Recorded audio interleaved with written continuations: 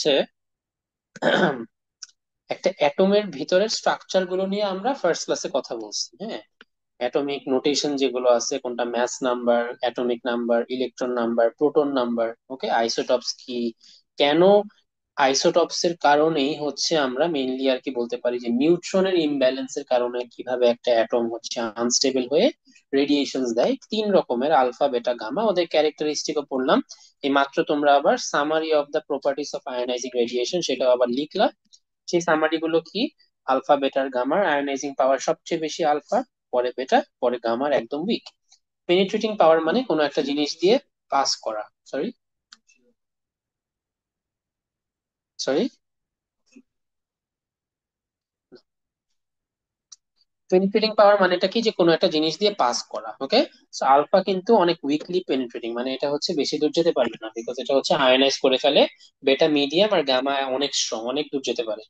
আচ্ছা, ওদের হচ্ছে রেঞ্জ গুলো দেখো দিয়ে দিছে, বুঝতে পারতেছো রেঞ্জ দেখে। এই জন্য ওদের হচ্ছে পাওয়ার অনুযায়ী ওদের স্টপ করা যায়, আলফাকে পেপার দিয়ে, বেটাকে অ্যালুমিনিয়াম দিয়ে, আর গ্যামাকে থিক লেড শিট দিয়ে। ঠিক আছে, এটা হচ্ছে তোমার ভালো করে বুঝে পড়ে রাখতে হবে, এটা every year common question. Okay, so now we will be studying activity 1, which is investigating the penetrating powers of different kinds of radiation. Okay, কে কতদূর যেতে পারে বা পাস করতে পারে সেটা আমরা পড়বো। তো এখানে দেখো কি করা হচ্ছে, তুমি একটা রেডিও অ্যাক্টিভ সোর্স এখানে নিয়ে আসলা। ওকে, এই রেডিও অ্যাক্টিভ সোর্সটার সামনে তুমি এরকম either paper, either aluminium or either lead sheet, যে কোনো একটা তুমি এটা সামনে দিয়ে দিবা। ওকে, আচ্ছা, তো কিভাবে তুমি বুঝবা যে কোনটা কি রকম হচ্ছে গিয়ে সোর্স, সেটা দেখো। এটা আমি পড়ি। সো ফার্স্টে কি বলছে, radio active sources must be stored in lead lined boxes and kept in a metal cupboard, okay, with a radiation warning.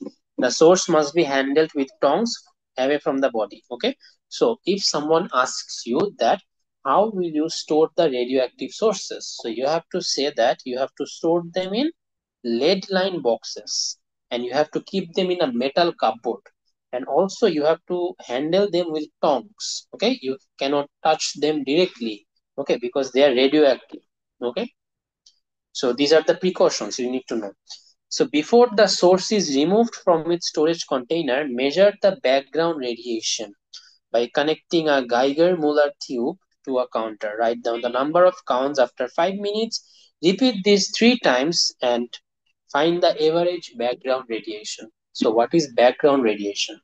So if you can see this tube, this is called a GM tube. So this tube can measure the amount of radiation in the atmosphere.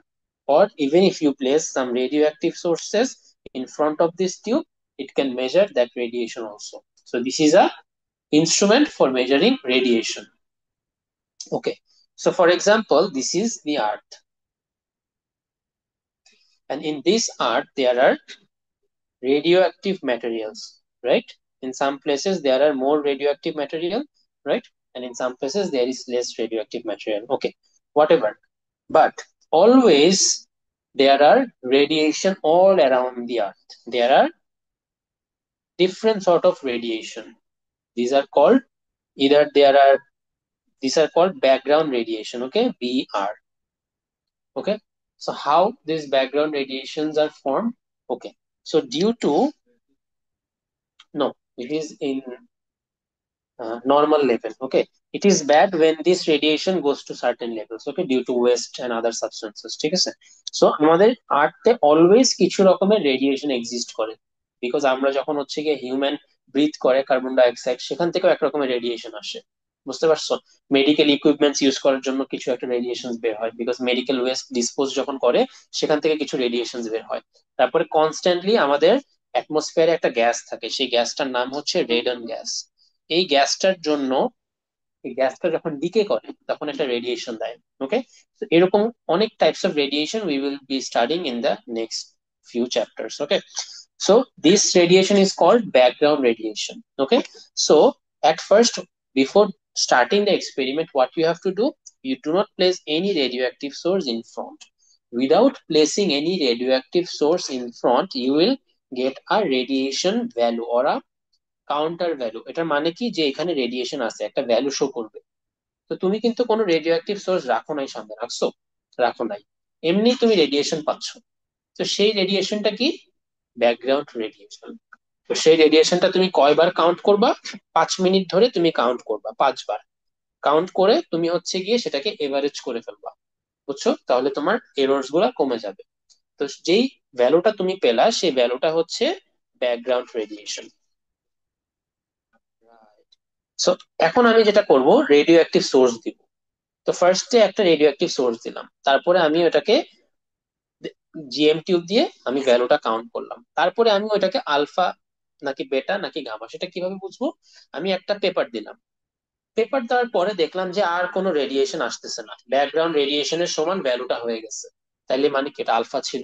Because alpha তো paper দিয়ে stop হয়ে যায়। তাহলে alpha এখানে আর আসতে পারে না, stop হয়ে গেছে। আচ্ছা, তারপরে পেপার দেওয়ার পরেও দেখতেছি যে কিছু রেডিয়েশন এখনো ভালোই আসতেছে, তার মানে কি সেটা বেটা ছিল। বিকজ বেটা তো কি পেপার দিয়ে পাস হয়ে যাবে, তাই না? তারপরে আমি কি করলাম, আচ্ছা আমি তাহলে এখানে অ্যালুমিনিয়াম দিই, তাহলে আমি অ্যালুমিনিয়াম দিলাম। অ্যালুমিনিয়াম দেওয়ার পরে দেখি যে এই রেডিয়েশন ভ্যালুটা আবার ব্যাকগ্রাউন্ড সমান চলে আসছে। তার মানে কি অ্যালুমিনিয়াম দেওয়ার পরে স্টপ হয়ে গেল, তার মানে এটা কি বেটা ছিল। আচ্ছা, অ্যালুমিনিয়াম দেওয়ার পরেও দেখলাম যে কিছু রেডিয়েশন এখানে আসতেছে, তারপর আমি কি দিলাম, লেড দিলাম, অনেক ঠিক লেড দিলাম। তারপরে দেখলাম অনেক কম হয়ে গেছে, আবার রেডিয়েশনটা ব্যাকগ্রাউন্ড সমান চলে আসছে, তার মানে আমি কি বুঝলাম যে ওটা গ্যামা ছিল। সেভাবে করে পেপার, অ্যালুমিনিয়াম আর লেড ইউজ করে সামনে দিয়ে আমি বুঝতে পারবো রেডিয়েশনটা কি আলফা, বেটা নাকি গ্যামা। বুঝতে পারছো? ওকে।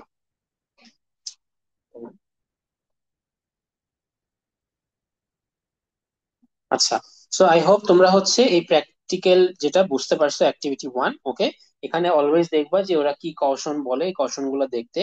এন্ড আমরা হচ্ছে কিভাবে আমরা লেড নাকি লেড দিয়ে যে আমরা গামা স্টপ করলাম, অ্যালুমিনিয়াম দিয়ে বেটা স্টপ করলাম, আর পেপার দিয়ে আলফা স্টপ করলাম। আর ব্যাকগ্রাউন্ড রেডিয়েশন কি, এটা কিভাবে মেজার করতে হয় সেটাও আমরা এই এক্সপেরিমেন্টে বললাম। ওকে, অনেকগুলো অ্যাসপেক্ট কিন্তু এক্সপেরিমেন্ট থেকে ক্লিয়ার হইল।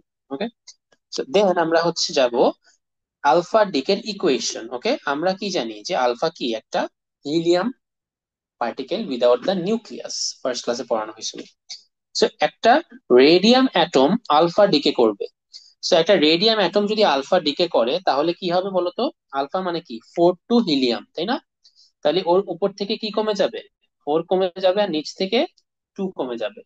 বিকজ উপরে থাকে ম্যাস নাম্বার আর নিচে থাকে অ্যাটমিক নাম্বার। ওকে, তাহলে দেখো টু টু টু থেকে 4 কমে গেলে হয় 218, আর 88 থেকে 2 কমে গেলে হয় 86। ইকুয়েশনটাকে ব্যালেন্স করার জন্য আর কি।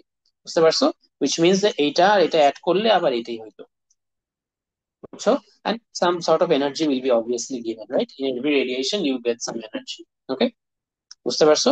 So this particle is called alpha particle, this is helium and this is alpha particle. Okay, if you missed the first class, ভিডিওটা দেখে নিতে। Okay,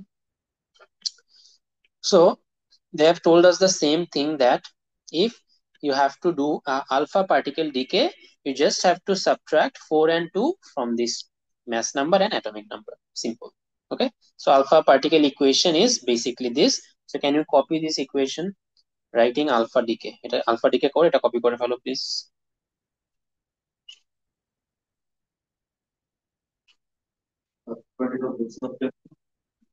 ফার্স্ট ক্লাসে ভিডিওটা দেখলে বুঝতে পারবা।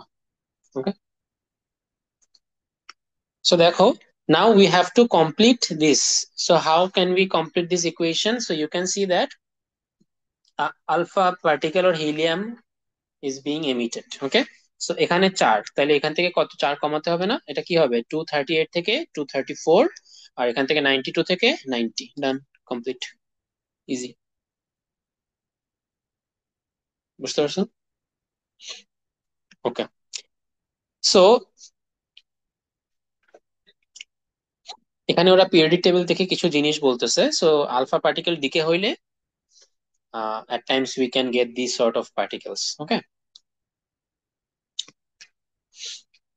so now let us move to beta minus decay. Okay, so what is beta minus decay?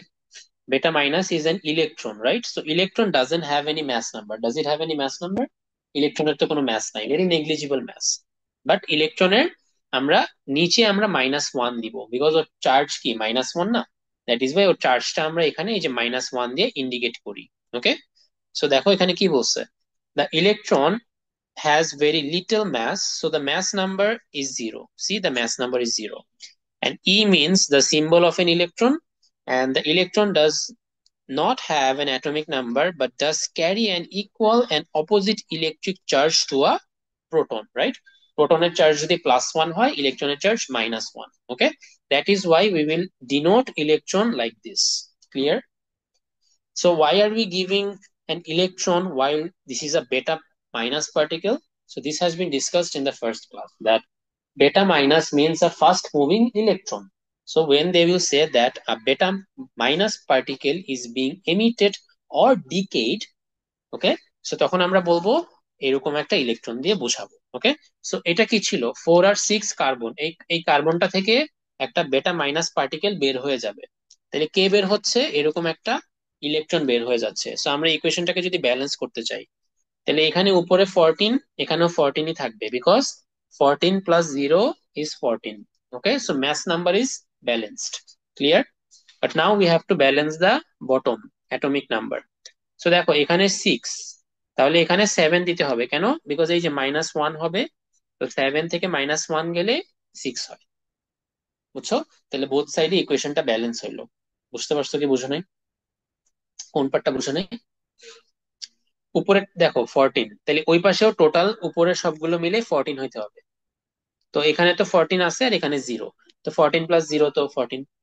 আর নিচে এখানে 6, তাহলে এখানে হচ্ছে 7 আর ওই -1 করলে 6 হয়।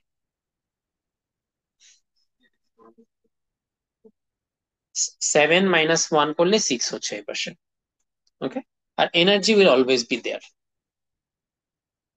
ওকে, so this is the general form of the beta minus decay. So can you copy it? General form of the beta minus decay. Okay, so if you see an example that an isotope of cesium, so they have given us the mass number and the atomic number of cesium, decays by emitting an electron or beta minus and forms an atom of barium. Write a balanced nuclear equation for this. So this will decay by a beta minus, okay, and will produce a barium. Okay, they have told us this information. So what is a beta minus? It is 0 and -1. So if you have to balance it, so 137 will be there, but 55 will become 56, right? Because you have to subtract 1 and then you get 55. বুঝতে পারছো? So the top mass number is balanced and the bottom atomic number is also balanced. Clear?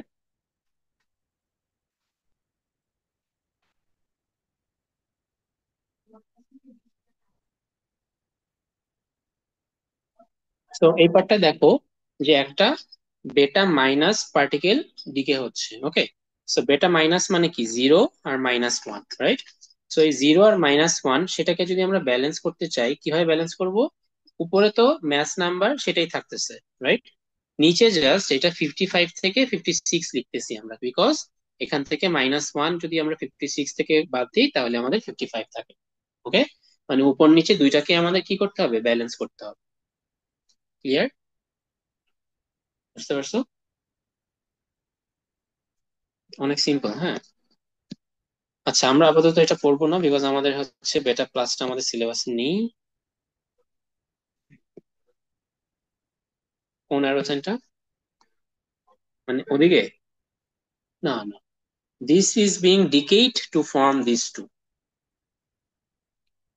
Okay, this is being decayed to form this two. Okay, decay means breakdown of the atom. Mass is remaining the same, atomic নাম্বারটা বেড়ে যাচ্ছে। So what's a neutron decay? So for example, this helium 5 atom will be decayed to helium 4 atom by a neutron. So নিউট্রনের তো কোনো charge নাই, আছে? এই জন্য ওর চার্জের জায়গায় আমরা 0 লিখছি, আর নিউট্রনের তো ম্যাস 1, রাইট? সেই জন্য ওর ম্যাসের জায়গায় আমরা এখানে উপরে 1 লিখছি। বুঝতে পারছো? সো দেখো কি হচ্ছে, 4 + 1 is 5 and 2 + 0 is 2. So this equation is balanced. বুঝতে পারছো? নিউট্রন ডিকে, ডিকে মিন্স এটা ব্রেক করে এই দুইটা ফর্ম হচ্ছে। সো তোমাকে যদি নিউট্রন ডিকে বলে, তুমি এটা নিউট্রন শো করবে। এটা নিউট্রন কিভাবে শো করে?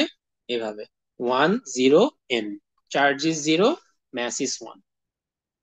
বুঝছো কি বুঝো নাই? বুঝছো? ওকে, সো এটা কপি করে রাখবা। ওকে, এটা কপি করে রাখবা। আচ্ছা, সেম ভাবে দেখো এখানে একটা নিউট্রন ডিকে দেখাচ্ছে। একটু দেখো, এই নিউট্রন ডিকেটাও সেম। এখানে বলো তো কি হবে, বলতে পারো? এই কোয়েশ্চেন মার্কের এখানে কি হবে? 13, এখানে তাহলে কি হবে? 12, because this is plus. Okay, so 12 plus 1 is 13, নিচে কি হবে? ওকে, সো 12 আর 4 কি বলতে পারি আমরা? এটাও একটা বেরিলিয়ামই। ওকে, একটা isotope of beryllium. Okay, so এইসব কিছু ইনফরমেশন আর বলে দিবে, তোমার জাস্ট ইকুয়েশনটাকে ব্যালেন্স করতে হবে। বুঝছো? আচ্ছা, আর গামা রেডিয়েশন কি? গামা রেডিয়েশন হচ্ছে হাই এনার্জি ইলেকট্রোম্যাগনেটিক রেডিয়েশন। ওকে, সো এটার কোনো হচ্ছে আমরা ইকুয়েশন নেই, এটা জাস্ট হচ্ছে আমাদের কি এনার্জি রেডিয়েট করে। তো এটার কোনো ইকুয়েশন নেই, বিকজ গামার কোনো ম্যাস নেই, কোনো চার্জও নেই, এটা জাস্ট একটা রেডিয়েশন। ওকে, তো this was the chapter. So এই চ্যাপ্টার হচ্ছে বুক কোয়েশ্চেন করতে হবে, আর কি কি ইম্পর্টেন্ট পয়েন্টস আমি একটু এখানে লিখে দিচ্ছি।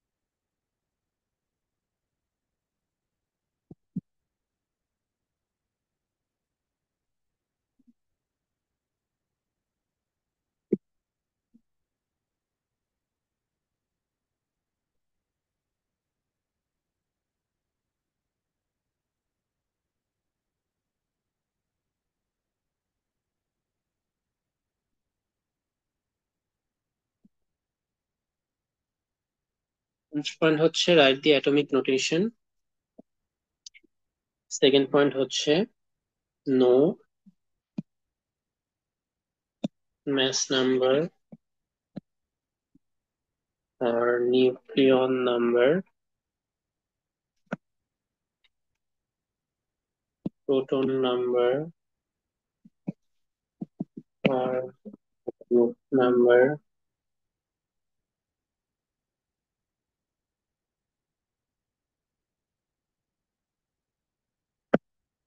তিন নাম্বার হচ্ছে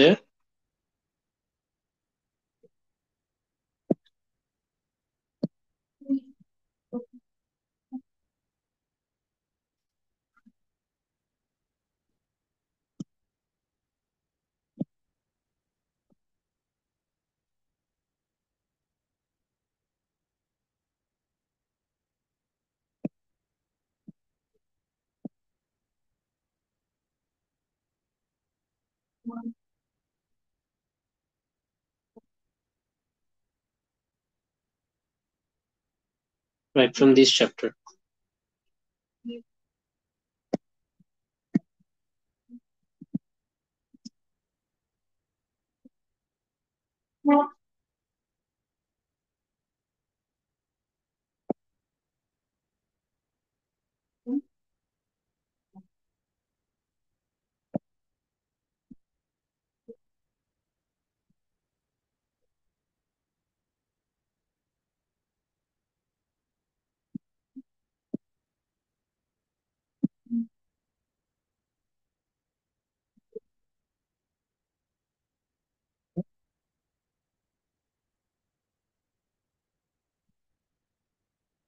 right the characteristics of alpha beta gamma radiation in chart. হ্যাঁ, চার্ট করে করতে হবে এটা, এরকম এরকম চার্ট করে আলফা বেটা গামা করে করতে হবে। ওকে,